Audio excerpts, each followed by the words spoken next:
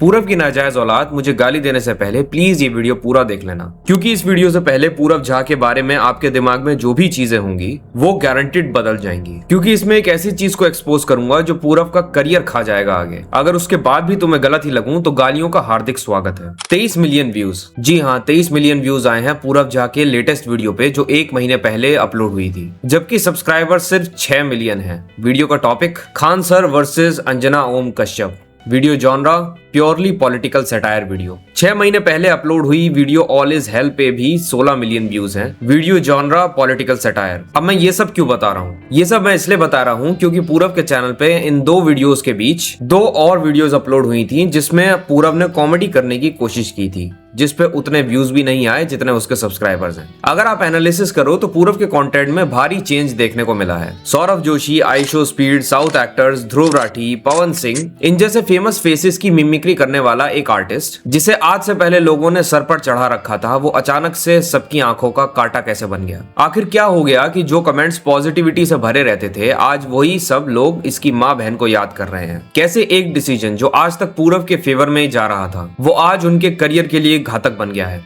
आइए डिस्कस करते हैं। याद करिए पूरब को आप पहले कैसे जानते थे? हर्ष बेनीवाल के वीडियो का साइड एक्टर। फिर पूरब ने अपना कुछ करने का सोचा और मिमिक्री करने लगा। वो उसमें इतना अच्छा हो गया कि लोग उसे एआई कहने लगे। सब कुछ अच्छा चल रहा था मगर एक चीज की प्रॉब्लम थी, वो है कंटेंट की। पूरब उन पे ही वीडियो बनाता था जो ट्रेंडिंग सेलिब्रिटीज होते थे, चाहे वो एल्विश हो, स्पीड हो, ध्रुव हो या कोई और। पूरब का पूरा कंटेंट ही ट्रेंडिंग क्रिएटर्स की मिमिक्री करने पर टिका हुआ था। तब उनके वीडियोस में इतना टाइम लगता था तो पूरब को कुछ अलग करना था। उसने क्या करा, सिर्फ ट्रेंडिंग क्रिएटर्स नहीं ट्रेंडिंग टॉपिक्स पे ही सैटिरिकल वीडियोस बनाना शुरू कर दिया। और फिर आई ये ऑल इज हेल वीडियो जो आते के साथ ही फट गई। और इसके साथ ही पूरब को समझ आ गया कि अगर रेलेवेंट बने रहना है तो राजनीति तो करनी पड़ेगी बेटा। बस फिर क्या, एक के बाद एक ओपिनियंस देने लग गए जनाब। फिर एक और वीडियो बना दिया Anjana Om Kashyap versus Khan sir controversy पे। धीरे धीरे एक पैटर्न जो पूरब की वीडियो में दिखने लगी वो ये थी कि वो एंटी एस्टेब्लिशमेंट होने लगा, यानी गवर्नमेंट के खिलाफ बातें करना, क्रिटिसाइज करना, क्वेश्चन करना, ये सब करने लगा, जो कि बहुत अच्छी बात है, सबको करना चाहिए। आखिर चुना हमने है तो सवाल भी हम ही पूछेंगे। लेकिन असली प्रॉब्लम तब आती है जब आपके हिसाब से गवर्नमेंट सिर्फ सेंट्रल ही होता है। अभी पिछले महीने पूरे देश ने देखा कि दिल्ली के जंतर मंतर पे क्या हुआ। सोनम वांगचुक के हड़ताल से लेकर संसद कुछ करने तक, न जाने दिल्ली में क्या क्या हुआ। अब इस पे आई पूरब जी की स्टोरी। वेरी बैड भाई, मतलब एटलीस्ट कुछ तो रिएक्ट करो, जाओ हाँ ना बोल दो, क्या है नहीं है, मरते हुए मत छोड़ो यार किसी को। कोई जरूरत नहीं थी इसकी। अब मैं ऐसा क्यों बोल रहा हूँ इसका जवाब खुद पूरब जी देंगे। लेकिन क्योंकि ये टॉपिक पूरे देश भर में ट्रेंडिंग था, यहाँ तक कि मीडिया खुद इस टॉपिक को प्रमोट कर रही थी, सीजीपी का नाम लेते ही वीडियो वायरल, तो आप समझ ही सकते हो कि कोई एंटरटेनर यहाँ पर क्या करेगा। वही करेगा जो सारे सेलिब्रिटीज कर रहे थे, सीजेपी और स्टूडेंट्स के फेवर में बात करके फेम बटोरो। पूरब ने ठीक वही किया। लीकिंग करता है तू, पेपर लीकिंग करता है तू।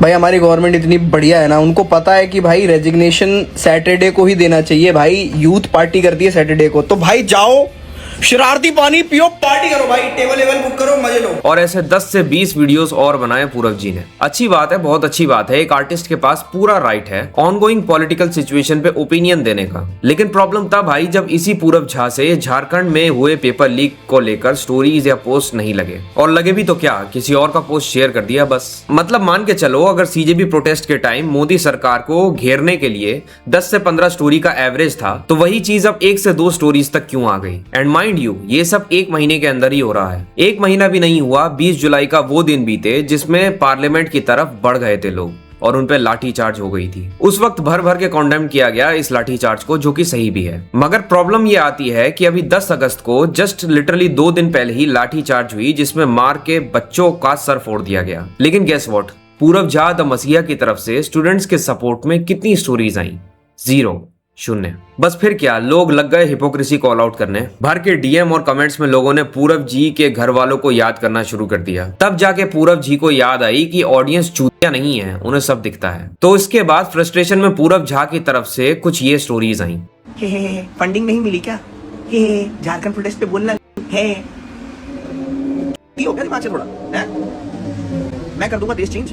और डाली थी मैंने स्टोरी, कितनों ने डाली पूछ लेना। वीडियो काफी लंबी है तो मैं समराइज करके बता देता हूँ कि पूरव ने कहा क्या है। दरअसल पूरव का ये कहना है कि इसके हाथ में कुछ है ही नहीं, ये देश चेंज नहीं कर सकता, और जो लोग इसे कॉल आउट कर रहे हैं पूरव उन्हें चूतिया कह रहा है, पपेट कह रहा है। तो भाई मेरा बस इतना सा सवाल है आपसे, क्या नीट पे स्टोरी लगा के आपने प्रधान को मजबूर करके इस्तीफा दिलवा दिया?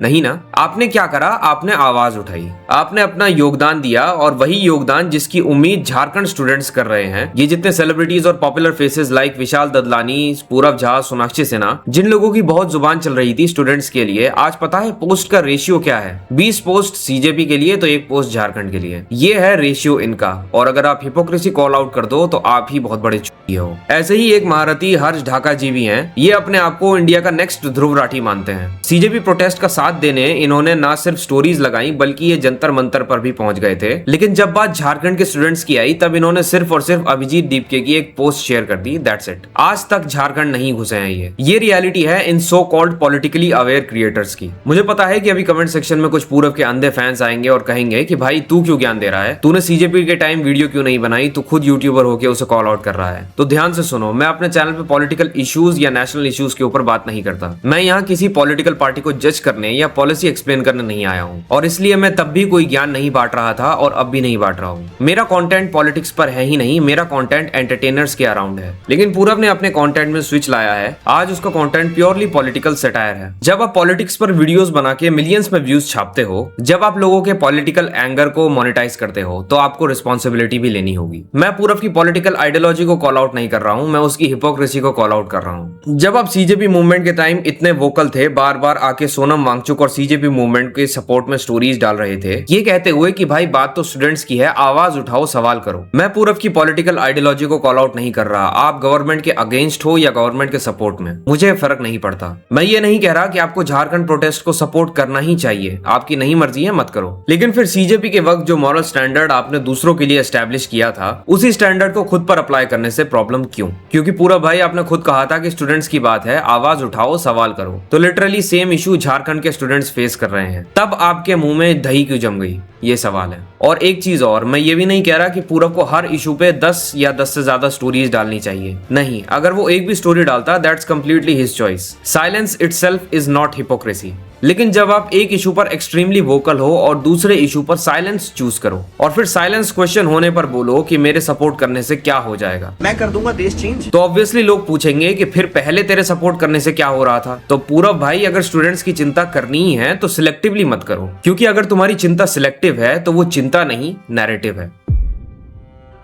जाते जाते मैं इस चैनल के डार्क कंटेंट लवर्स को कुछ कहना चाहूंगा कि प्लीज आप मेरे इस चैनल को सब्सक्राइब करें, क्योंकि इस पे ऐसे ऐसे कंटेंट प्लान्ड हैं कि आपके होश उड़ जाएंगे। And trust me when I से दिस, आप बिल्कुल रेडी नहीं हो इस चैनल पे जो आने वाला है उसके लिए। तो प्लीज सब्सक्राइब करना, बहुत मजा आने वाला है आपको। I hope you like this video. मिलूंगा आपसे नेक्स्ट वीडियो में, तब तक के लिए आपका अपना एब्सोल्यूट पीस आउट।